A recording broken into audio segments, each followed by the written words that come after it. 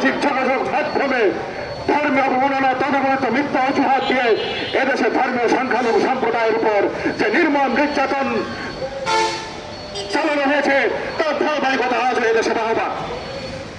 সেই 2012 থেকে 2026, 2016 সালে সেই রসরাজ, 2013 সালের সেই পাবনার সাথিয়া, আজকে আমরা একটি ঘটনাও আমরা সুষ্ঠু বিচার পাইনি।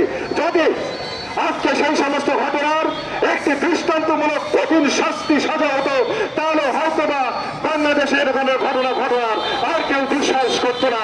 সংগ্রামী সাথী বন্ধুগণ, আজকে বারবার ধর্মীয় সেই অনুভূতি যেখানে শ্রীরামচন্দ্রের বিগ্রহ বানানোতে এই দেশে ধর্মীয় সাম্প্রদায়িক সম্প্রীতির বিগ্রহ ঘটছে।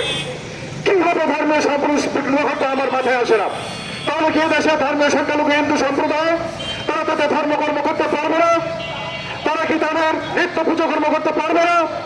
যদি তাই হয় তাহলে তো দেশে ধর্মীয় সংখ্যালঘুরা কোন ধর্মীয় কর্মই করতে পারবে না।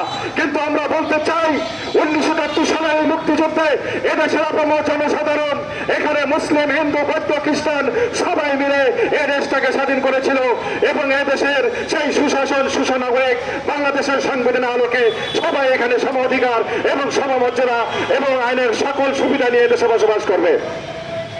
আমরা আমাদের সাংবিধানিক অধিকার ফিরে পেতে চাই।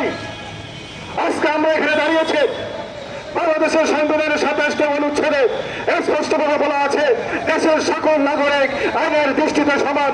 28/1 সংবিধান অনুচ্ছেদে আছে এখানে আজকে যে কোনো ধর্মাবলম্বী তার ধর্ম ভালো অনুশাসন করতে পারবে। আজকে 40/1 অনুচ্ছেদে বলা আছে কোন ধর্মীয় কারণে এদেশের কোন নাগরিককে কোন হেনস্থা নির্যাতন করা যাবে না। সংগ্রামী সাথী বন্ধুগণ, এই পর্যায়ে